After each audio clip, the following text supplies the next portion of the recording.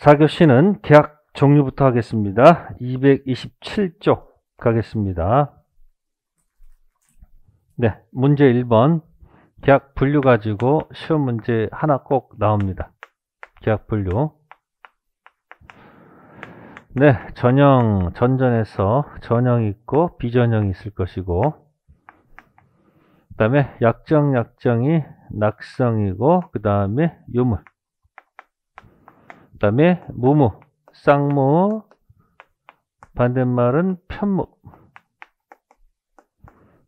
대가적 출연, 유상, 무상. 계약 분류 가지고 하나 나올 겁니다. 자, 거기서 1번에서는 거기 5번 현상 광고 계약 있어요. 네, 현상 광고는 네, 선택하시면 돼요. 자, 현상 광고는 이렇게 들어갑니다. 요 그다음에 요 이렇게 들어가. 짝대기 두 개로 해결한다. 현상 광고. 그래서 네, 낙상 계약 아니고 요물 계약이고, 아가 아니고 여기 편무고요. 우가 아니고 유, 이렇게 해서 기억하시면 현상 광고의 특질이 나옵니다.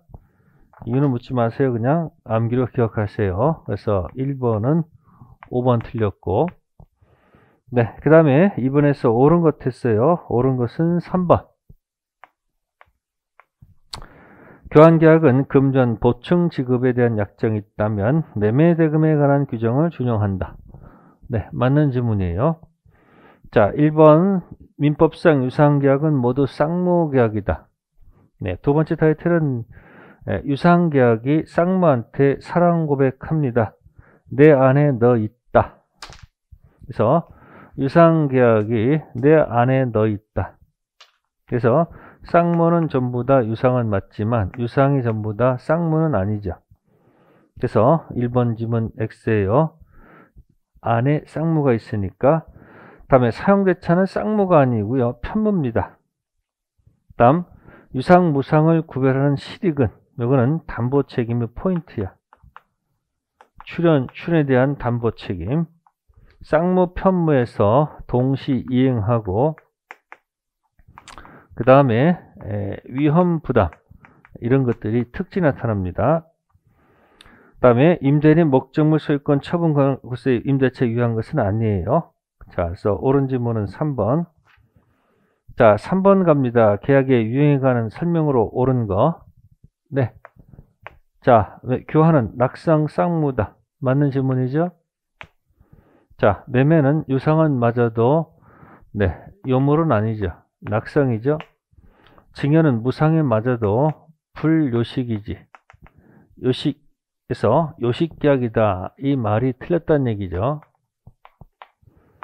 네 번째는 사용대차는 낙성은 맞아도 쌍무는 아니죠. 편무죠. 임대차는 유상 편무가 아니고 뭐다? 편무가 틀린 겁니다. 이거는 입이 될 때까지 자꾸 연습하셔야 돼요.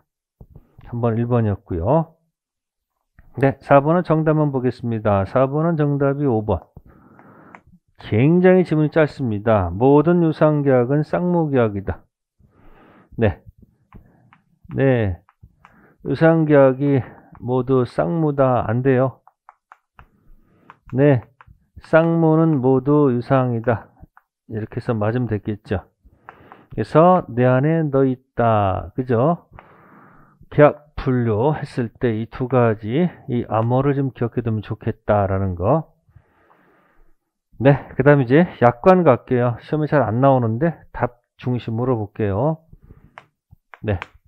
5번 지문이에요. 5번에서 자, 약관의 구속력 근거는 법 규범적 성질.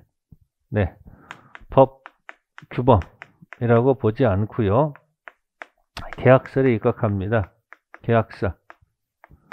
즉 서로 뭐였기 때문에 합의해서 한 것이기 때문에. 그래서 정답은 2번이고, 자, 6번은 정답이 1번입니다. 자, 사업자가 약관의 중요한 내용을 설명하지 않았습니다. 사업자. 설명하지 않았다는 얘기죠. 설명 의무를 위반했다. 이런 얘기예요. 자, 고객이 있습니다.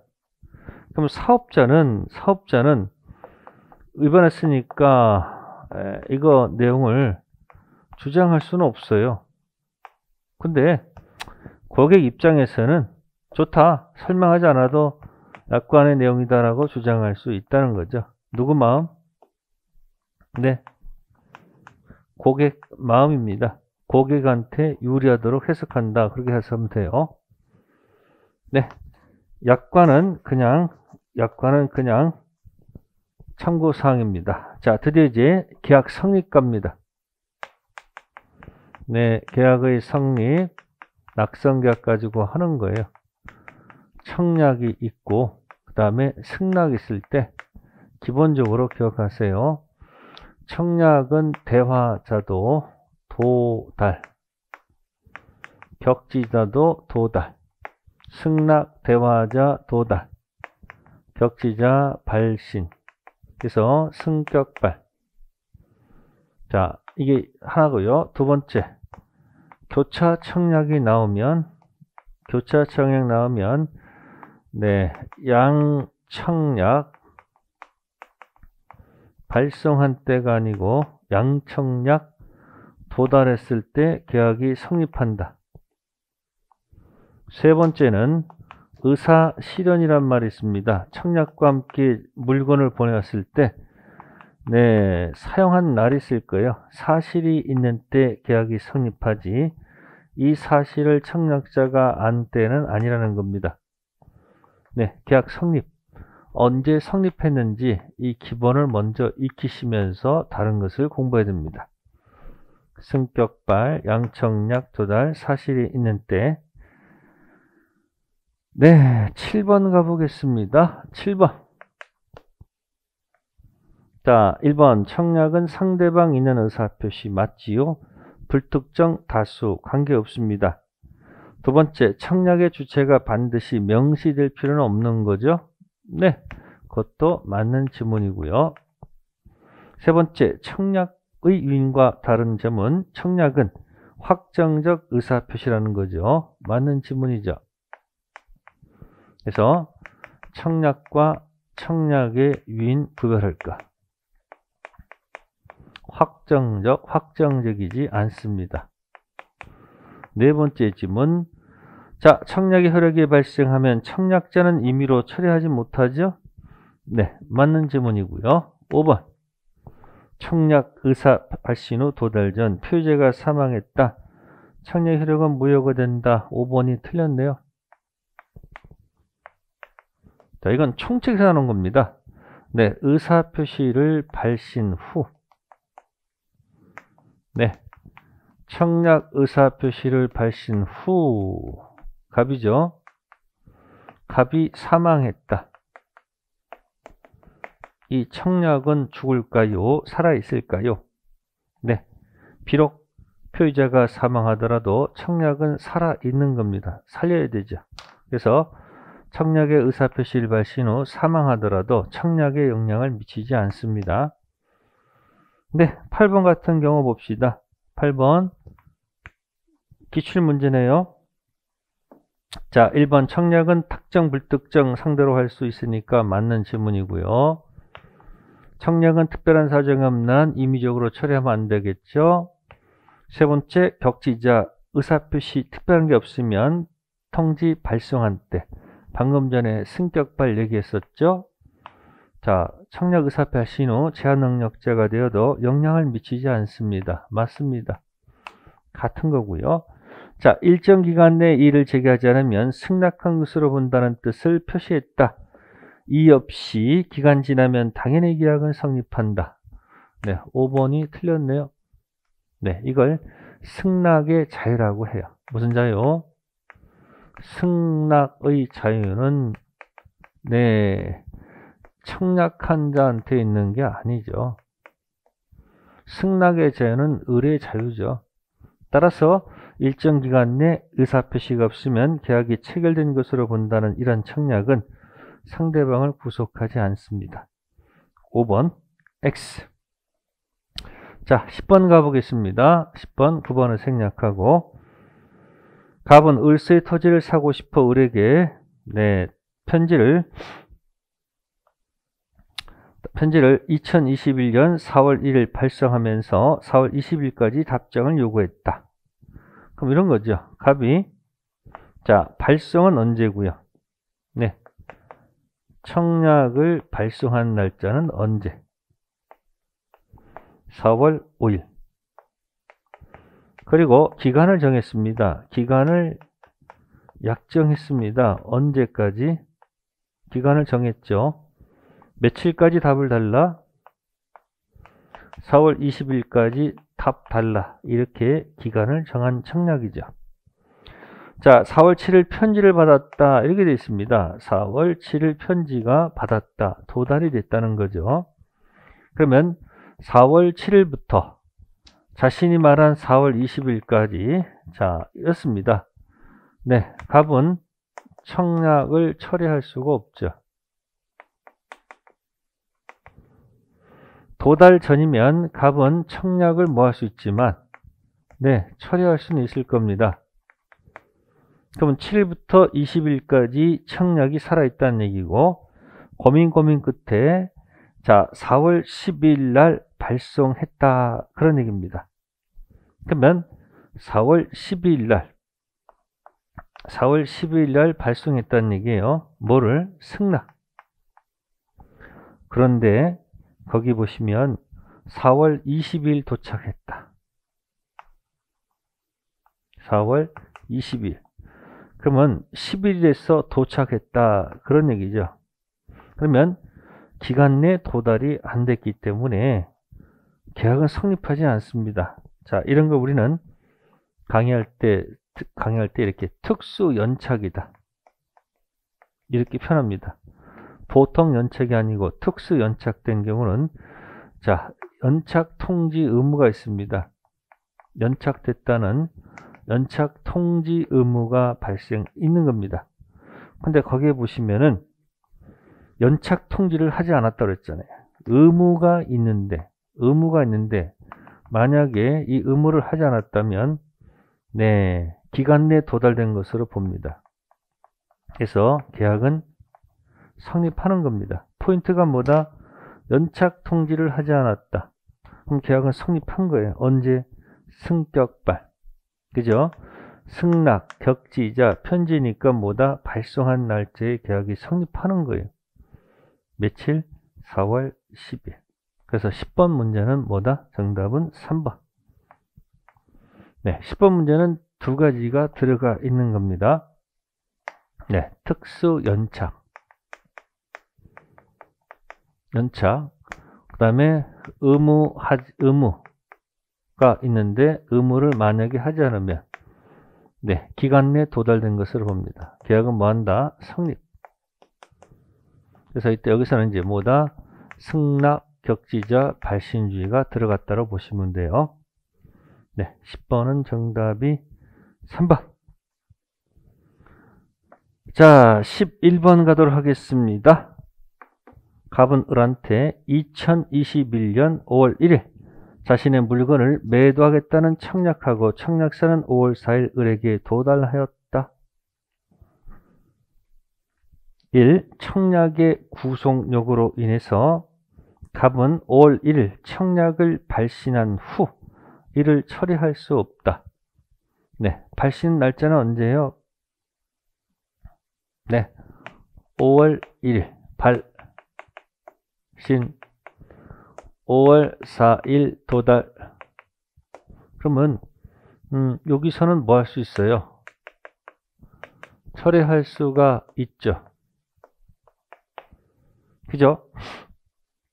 그래서 도달 전은 철회할 수 없고 도달 후는 철회할 수가 없으니까 네, 1번 지문은 완벽한 지문이 아니므로 틀렸다.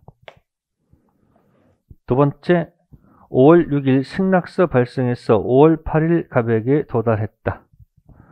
자, 그러면 거기 5월 며칠 날 발송했다고 그랬습니다. 그래서 답을 언제까지 하려고 했습니까? 못했고요. 그런 말 없었고요. 자, 5월 6일 발송. 승낙이죠. 그래서 5월 며칠? 8일 도달했습니다. 그럼 우리는 승격발이니까 언제? 계약은 발송한 날짜에 계약이 성립하는 것이므로 2번 지문 틀렸다. 자, 세 번째, 만약 위 청약을 을이 받기 전 우연히 동일한 내용으로 값의 물건을 매수하겠다는 청약을 5월 3일 발송해서 5월 6일 갑액에 도달했다. 자, 계약은 5월 3일 성립한다. 보세요. 자, 갑은 5월 1일 발송해서 언제? 5월 4일. 다음, 을은 5월 6일. 그죠? 5월 3일 발송해서 5월 6일. 이걸, 자, 3번은 교차 청약입니다. 무슨 청약이요? 교차 청약은 먼저 도달, 나중 도달. 네. 먼저 도달일까, 나중 도달일까? 이건 먼저 도달이고, 이건 나중 도달이니까 5월 며칠? 3일. 이게 뭐죠? 왜 3일이죠? 을이 받기 전에 우연히 값의 물건을 매수하겠다는 청약을 5월 3일 발송해서, 여기서 요걸 말하는 거죠. 5월 3일 뭐해서 발송해서 5월 6일 도달했죠. 그죠? 그러면 도달주의거든요. 그래서 며칠? 5월 6일이지. 발송한 날짜가 아니에요. 교차 청약은 먼저 도달이 아니고 뭐다? 나중 도달. 그래서 3일 아니고 며칠이다? 6일. 그래서 3번도 틀렸고요. 네 번째 질문입니다. 갑이 위 청약하면서 물건을 동봉해서 물건을 개봉하여 사용하면 계약이 성립된 거 보겠다는 의사표시했을 때, 자, 네 번째는 이거 의사실현입니다. 언제 개봉했어요? 언제 개봉했어요? 자, 5월 5일 개봉. 사실이 있었고, 이 사실을 안 날이 5월 6일이네요. 그럼 언제 있다? 계약은 사실이 있는 때. 그래서 4번 지문도 X다. 그런 얘기죠. 자, 다섯 번째 질문 보세요. 5월 15일로 정했고 청약서 받은 을이 5월 6일 승낙 발송. 우체국 사정, 우편 사고로 인해서 5월 16일 도달했습니다. 특수 연착이죠. 연착 통지 하지 않았죠. 그러면 승격발. 언제? 계약이 5월 6일 성립합니다. 그래서 11번은 5번. 그래서 12번 별표 한 5개 정도 쳐놓으시고요. 계속 읽으세요. 계속 읽다 보면 전체 얘기가 다 나와요. 그래서 11번 추천해 드립니다. 잘 정리해 두셔야 돼요. 자, 그 다음에 이제 14번 가봅시다. 14번 기출문제. 네, 2020년 5월 8일 자신의 X를 을에게 5원에 팔겠다고 청약은 을에게 2020년 5일 1일 도달했다. 이렇게 되어 있습니다. 그러니까 5월 8일까지 팔겠다라고 되어 있어요. 그래서 5월 1일 도달했습니다. 자, 틀린 것입니다. 한번 봅세요. 한번 1번. 갑의 청약은 을에 도달한 때 효력이 생긴다. 맞지요? 두 번째, 청약 발송 후 사망했다. 청약은 효력을 상실한다. 아니죠? 2번 틀렸죠. 세 번째는 승낙의 자유이기 때문에 5월 8일까지 이의가 없다면 계약이 성립한다. 구속하지 않습니다. 계약 성립하지 않고요. 자, 을이 2020년 5월 15일 승낙했어요. 기간 지났죠. 그렇죠? 그러면 을이 새로운 청약으로 보고요. 승낙 계약이 성립시킬 수 있을 것이고, 다섯 번째는 5초만 잘못 읽었다. 다시 5월 8일 갑에게 5초에 승낙하더라도 계약은 성립하지 않겠죠. 14번은 그냥 읽는 그대로예요. 그러니까 기출 문제를 보게 되면 계약 성립 가지고 절대 틀리면 안 됩니다. 맞히셔야 됩니다. 네, 계약 분류도 반드시 맞히시고 계약 성립도 반드시 맞히셔야 됩니다. 자, 다음 이제 계약 체결상 과실로 갈게요. 자, 다음 페이지 234페이지. 계약 체결상 과실. 자, 요거는 원시적 불능을 두고 얘기합니다. 조금 들어가기 전에 보충 설명드리면, 자, 원시적. 네, 불능이 크게 보통은 전부 불능이에요. 원시적, 객관적 이렇게 전부 불능일 때. 자, 이때 포인트는 계약은 성립은 했어요. 계약은 뭐 했다? 성립했다.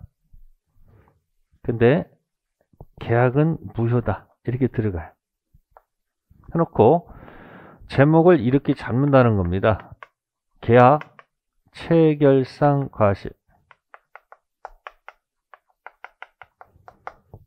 그러면 과실이 있는 자는, 과실이 있다는 얘기는 이게 악이 또는 과실이 있다 이렇게 갈 수밖에 없을 거예요. 그죠? 그러면 이쪽 상대방은 이렇게 가야지 맞을 거예요. 그죠? 선이 또한 뭐다? 무과실. 그래서 이런 경우에 이쪽은 무책, 책임이 없고요. 이쪽은 귀책세가 있다는 얘기, 유책이 있다는 거예요.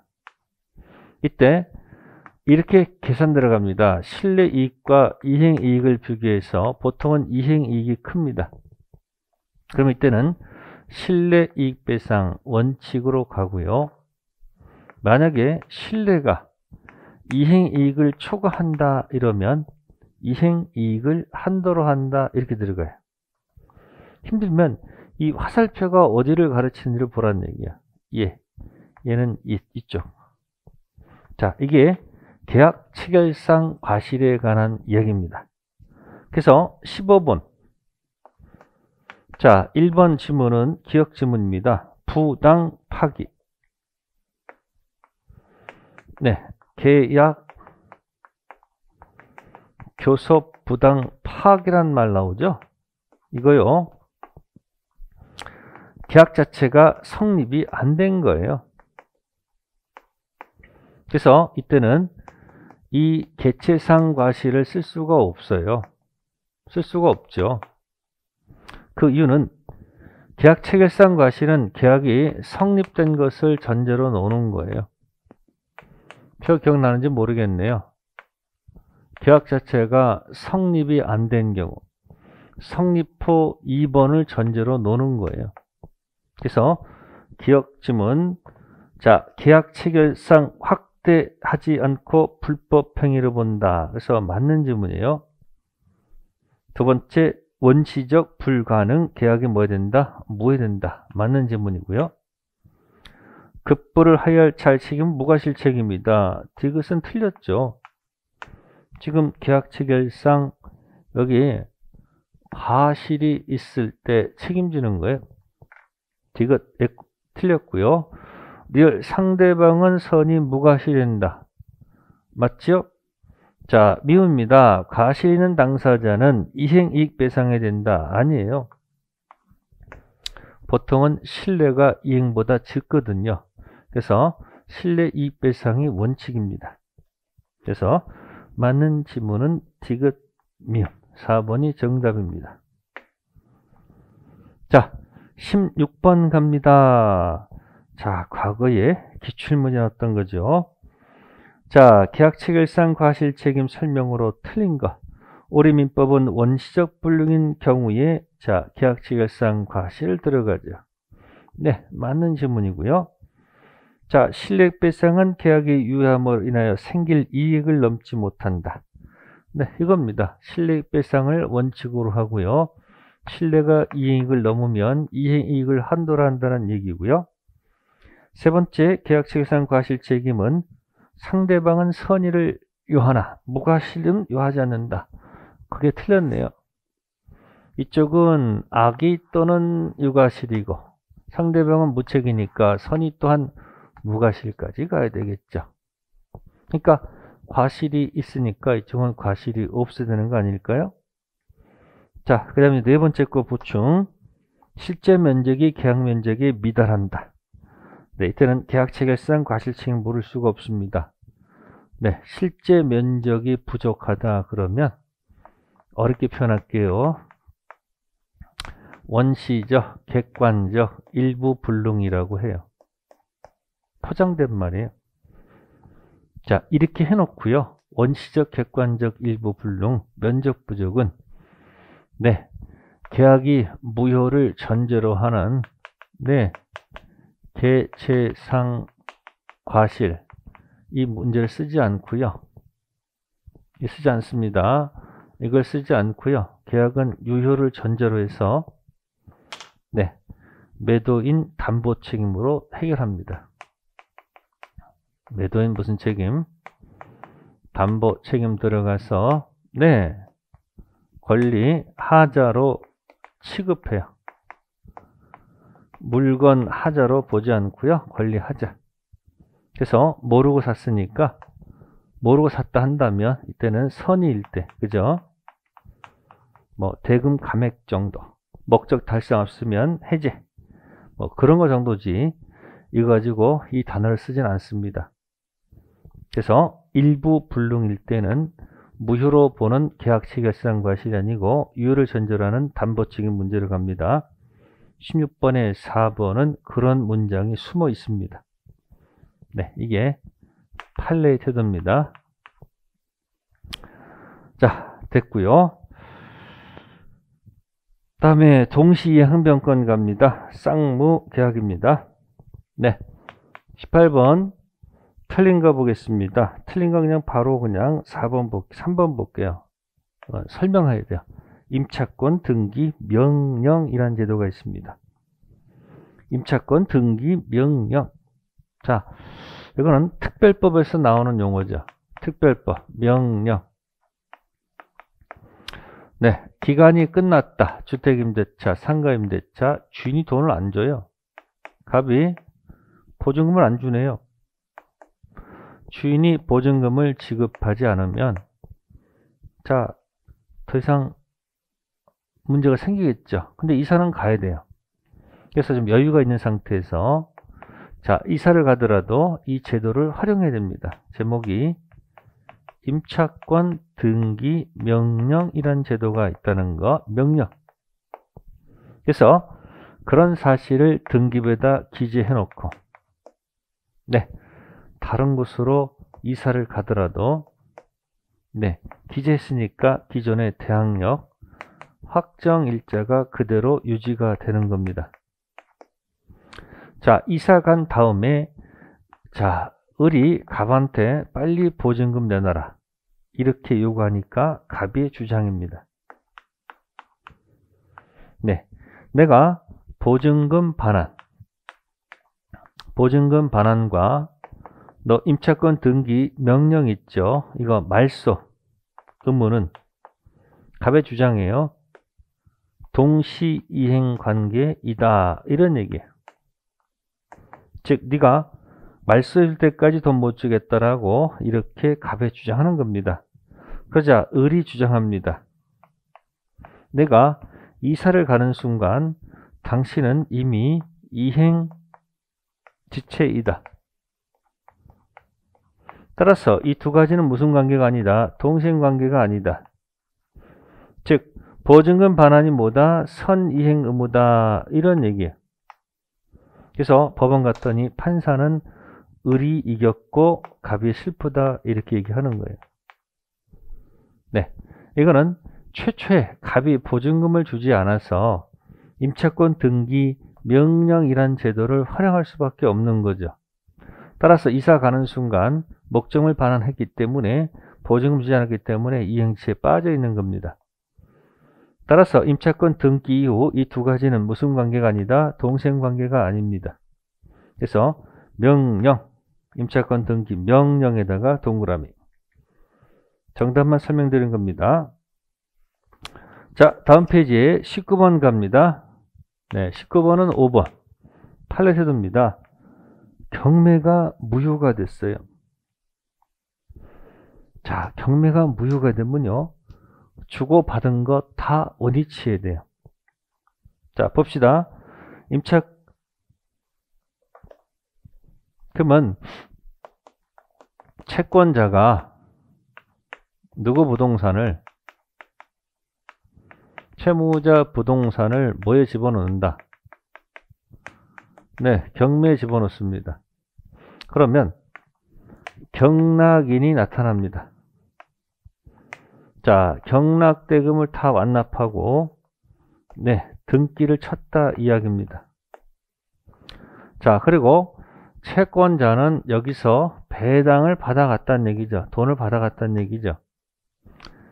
이때 경매가 무효가 됐다라고 한다면, 경매가 무효다라는 얘기는 다 원위치해야 되겠죠. 자, 그러면 사람을 봅시다. 경락인, 등기친, 이 등기 말소는 누구한테 해줘야 됩니까? 채무자한테 해줘야 되겠죠. 다음, 돈 배당, 여기서 돈 배당 받아간 채권자는 이 돈을 갖다가 당연히 경락인한테 해줘야 되겠죠. 그러면 이쪽 경락인은 채무자를 상대로 말소하고요.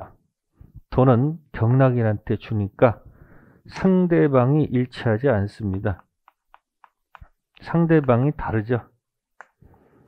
상대방이 다르다. 따라서 무슨 관계가 아니다? 동생관계가 아니라는 거죠. 그래서 19번은 무효. 포인트예요. 경매 무효. 18번은 임차권 등기 명령. 자, 기억해 두시고요. 다음에 20번 갑니다. 동생관계에 있는 것을 모두 골라라. 작년도 기출 문제네요. 박스 문제. 동생관계 이런 문제 틀릴 이유는 없습니다. 자, 임대차 종료 시 보증금 반환과 임차물 반환 의무는 당연히 동시이행관계가 되죠. 선택되겠죠. 자, 두 번째, 피담보 채권을 변제할 의무와 설정 등기 말소 의무는 이건 동시행관계가 아니죠. 자, 채권 있고 지금 저당권이 있죠. 이게 주고요. 이게 종이죠. 주종관계이기 때문에 이거는 동시행관계가 아니죠. 돈 갚는 게 선이행 의무. 자, 허가 신청이죠. 토지거래 허가 지역에서 협력 의무와 대금 지급 의무. 허가 받기 이전에요. 자, 설명드릴게요. 매매는 효력이 없습니다. 근데 협력 의무는 있습니다. 협력 의무는 있습니다. 없는 것, 있는 것은 동시행관계가 아닙니다. 그래서 허가 지역에서 허가. 다음에 리을입니다. 자, 토지 임차인이 건물 매수, 지상물 매수권을 행사했다. 매매가 형성됐죠?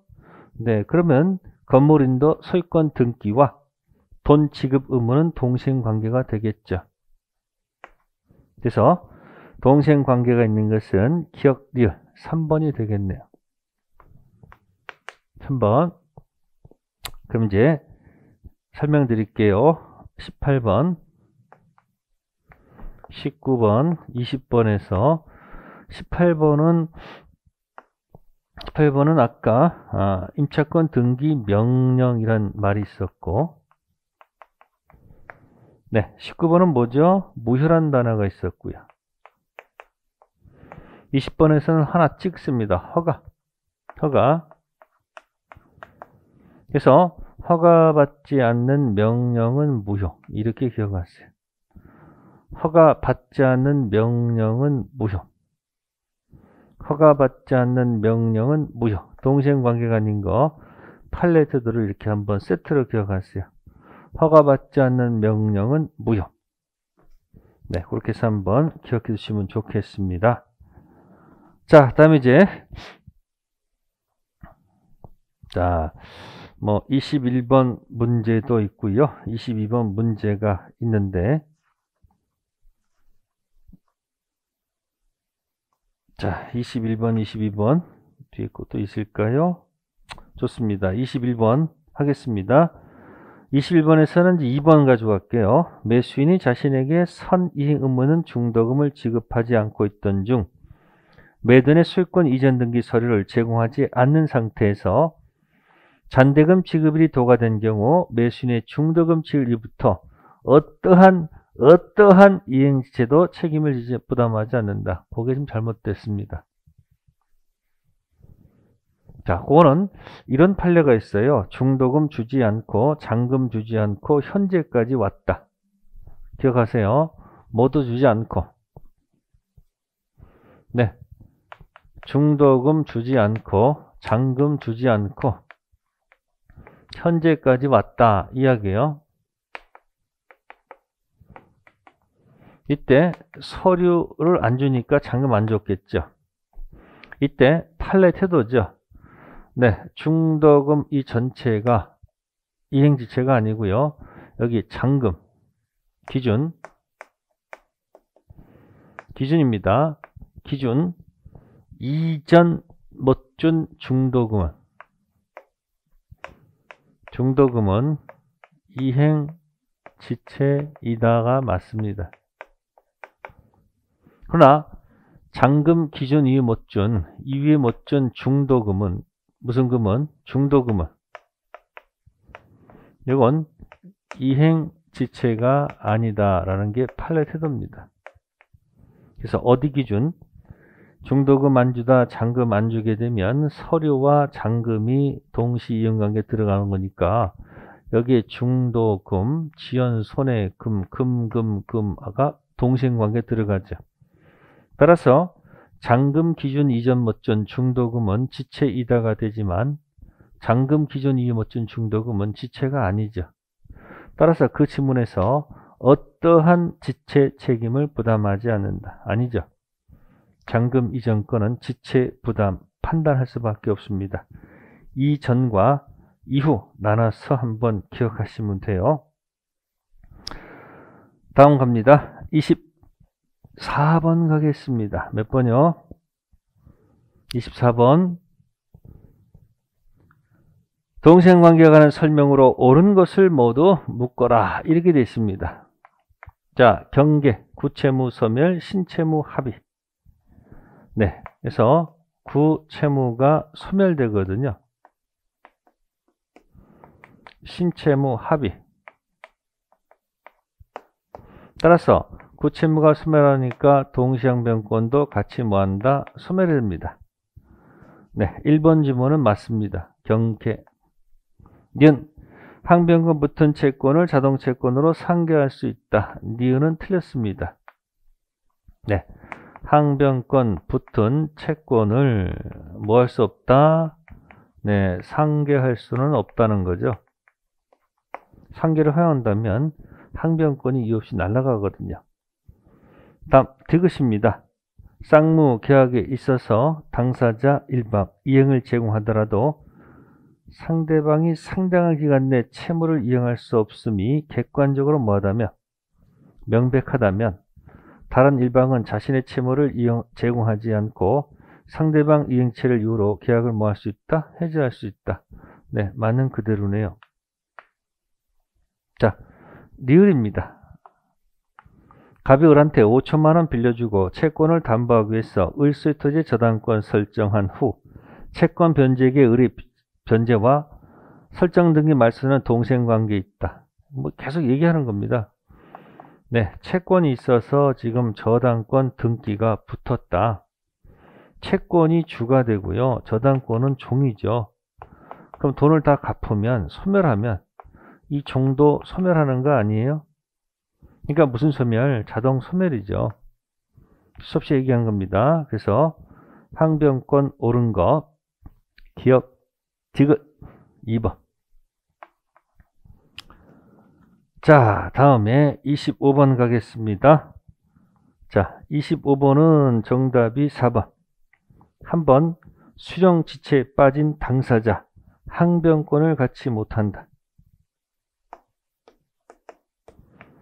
자, 25번의 4번은요. 네, 23번의 4번을 보는 게 좋겠네요. 자, 23번의 4번은 상대방을 수령지체에 빠지게 하였다. 네, 수령지체에 빠지게 했습니다. 자, 그 다음 포인트가 뭐죠? 이행 제공 계속하지 않더라도. 자, 이행 제공 계속하지 않으면 저쪽은 항변권을 행사할 수가 있다는 겁니다. 행사할 수 있습니다. 그래서 제공 계속하지 않더라도 안 되죠. 이행 제공이 계속되지 않으면 상대방 항변권 행사할 수가 있거든요. 그래서 23번은 4번. 근데 그걸 갖다 다시 한번 되풀이한 겁니다. 25번에 4번. 한 번 수령지체에 빠진 당사자 항변권 행사하지 못한다. 그건 아니죠. 저쪽이 이행하지 않으면, 계속 이행 제공하지 않으면 항변권 행사할 수 있지 않습니까? 그래서 25번은 정답이 4번. 똑같은 질문이 되겠습니다. 자, 여기 됐고요. 다음 이제 위헌부담 가겠습니다. 위헌부담은 후발적 불능. 무슨 불능? 네, 후발적 불능 얘기입니다. 자, 계약 당시 목적물이 있었다. 자, 후발적 불능을 통째로 해서 여기다 압축해 봅시다. 계약 당시에 목적물이 있었다. 후발적 불능. 계약 자체는 유효로 봅니다. 그 다음부터 자, 이렇게 들어갑니다. 자, 갑한테 잘못이 있어서 화재가 났다. 을은 잘못이 없다. 두 번째, 을한테 잘못이 있어서 화재가 났다. 매도인불, 매수인불. 제3자 잘못으로 화재가 났다. 그러면 매수인불은 갑은 귀가 없죠. 자, 세 번째는 누구도 불이 잘못이 없고 이렇게 되는 거죠. 제3자 불이니까. 그럼 이때 특징이 네, 맨 밑에 거. 네, 갑이 채무자라는 사실이에요. 채무자. 목적물 인도 채무자. 잘못이 있죠. 그러니까 이쪽은 뭐다? 채무불이익이다. 자, 둘은 똑같이 채무자인데 잘못이 없잖아요. 뭐가 아니다? 채불이 아니다. 이렇게 기억하셔야 돼요. 그리고 나눠야 됩니다. 이렇게. 자, 여기는 채무불이익이다가 되니까 이때는 우리가 쓰는 용어가 있었죠. 이때는 채무자. 그럼 여기 이 채권자께서는 채무 잘못이 있으니까 이때는 이제 무슨 불이행 들어가서 채무불이행 이다니까 이행 불능을 문제 삼아서 불능 문제예요. 최고 없이 무슨 해제하고 법정 해제하고 내 돈 돌려줘 원상 회복하고 손해배상 길을 가면 돼요. 근데 위에 거예요. 채불 아니죠. 이거 쓰면 안 되죠. 이때 갑은 을한테 돈 달라 할 수 없죠. 돈 달라 할 수 없죠. 돈 달라 할 수 없다. 자, 두 번째는 네 잘못해서 돈 달라 할 수 있죠. 그래서 여기서는 네, 갑이 대가 손실을 부담한다. 갑이 위험을 부담한다. 여기서는 을이 대가 손실을 부담한다. 이렇게 가는 거예요. 그리고 갑이 여기서 무슨 자고? 채무자. 을이 무슨 자다? 채권자. 네, 이 체계를 익히셔야지 문제 푸는데 굉장히 빨라집니다. 체계가 잡히면 답이 어렵지가 않아요. 그럼 26번은 들어가자마자 1번에 네? 원시적 불능. 후발적 불능 하면 안 되죠. 무슨 불능? 후발적 불능에서 위험 부담이죠. 자, 위험 부담에서 우리는 무슨 지를 취한다? 이거 채무자질을 취하는 겁니다. 위험 부담은 쌍무의 특질이고요. 수령지체 중 채권의 손체니까 이거죠. 위험 부담. 자, 위험 부담은 채무자한테 뭐가 없어요? 귀책세가 없을 것을 전제하죠. 이게 위험 부담이에요. 그래서 1번 질문 X입니다. 자, 다음 페이지 봅시다. 네, 27번. 갑은 자기 소유 주택을 을한테 매도했다. 주택 점유와 등기가 을에게 이전되기 전 며칠 되었다. 아이고, 후발적 불능이죠. 주택이 태풍으로 멸실됐다. 갑 잘못 고 잘못 없습니다. 갑은 너한테 대금 지급 청구할 수 없다. 맞고요. 주택이 태풍으로 멸실됐다. 갑은 이미 받은 계약금 반환 의무가 없다. 자, 을로부터 받은 계약 돌려줘야죠. 그러니까 2번 질문 틀렸죠. 세 번째, 갑 잘못으로 주택이 소실됐다. 그럼 을은 뭐 할 수 있다? 해지할 수 있다. 이거죠. 네 번째 질문, 을의 과실로 잘못하면 돈 청구할 수 있죠. 네, 이렇게 여러 가지를 얘기하고 있는 거예요. 그래서 27번도 결국은 이 틀을, 그러니까 이게 이제 제가 설명할 때 매도인 불, 매수인 불, 제3자 불 체계입니다. 기억하셔야 됩니다. 자, 28번 볼게요. 작년도 기출문제죠. 쌍무계약 위험부담. 계약 당사자는 위험부담에서 달리 정할 수 있다. 네, 위험부담에 관한 규정은 이미 규정이니까 달리 정할 수 있습니다. 두 번째, 채무자 책임 있는 사유로 후발적 불능. 여기죠? 채무자 후발적 잘못. 여기 이거 아니에요, 이거. 위험부담 법리가 적용됩니까? 채무자 잘못 있으면 여기 적용하면 안 되죠. 이건 채불로서 이행불능 문제죠. 그러니까 28번은 정답 몇 번이다? 2번이죠. 이 체계로 기억하셔서 연습하셔야 돼요. 책 잡히면 문제 풀 수 있는 겁니다. 28번, 2번 작년도 기출 문제라는 거죠. 자, 그럼 이제 담보 책임 30번. 자, 30번. 자, 이건 불능에 관한 얘기예요. 자, 1번 계약 체결 전 A 건물이 멸실되었다. 갑이 멸실 사실을 과실로 알지 못하고 매매 계약을 체결했다.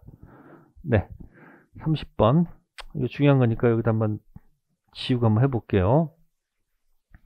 넓은 곳으로 나오겠습니다. 30번 별표해 두시고 한번 도전해 보세요. 읽것도 읽다 보면 답이 나올 수 있습니다. 자, 계약 체결 전이라고 되어 있어요. 그러니까 전에 불났다, 뭐 그런 얘기예요. 자, 그런데 한쪽도 과실로 알지 못하고 계약을 체결했는데, 네, 을도 역시 멸실 사실을 과실로 알지 못했다, 이런 얘기예요. 그러면 계약 체결 전에 건물이 멸실했다는 얘기인데, 갑은 자, 과실로 알지 못했다. 그죠? 그러면 이런 거예요. 악의 또는 과실.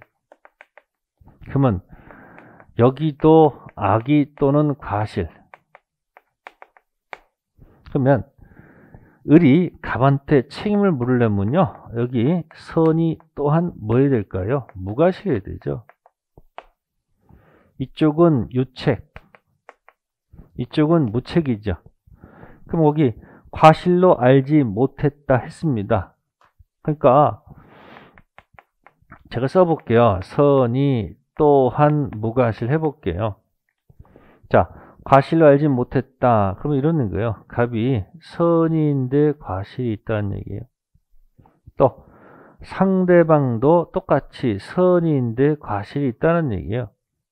그러면 이쪽은 둘 중 하나 해당하면 되고요. 이쪽은 선이 또한 무과실이 되죠. 과실에 걸린 거예요. 유책이라는 얘기예요. 그래서 을은 갑한테 책임 물을 수가 없다는 겁니다. 즉 악의 또는 과실, 악의가 아닌데 여기 걸렸어요. 과실이 있는 거죠.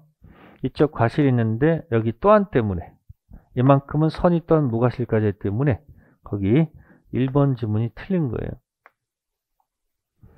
알수를 정확히 한 것이고요. 자, 두 번째 지문은 갑의 잘못으로 멸실했죠. 그럼 후발적 불능이에요. 무슨 불능?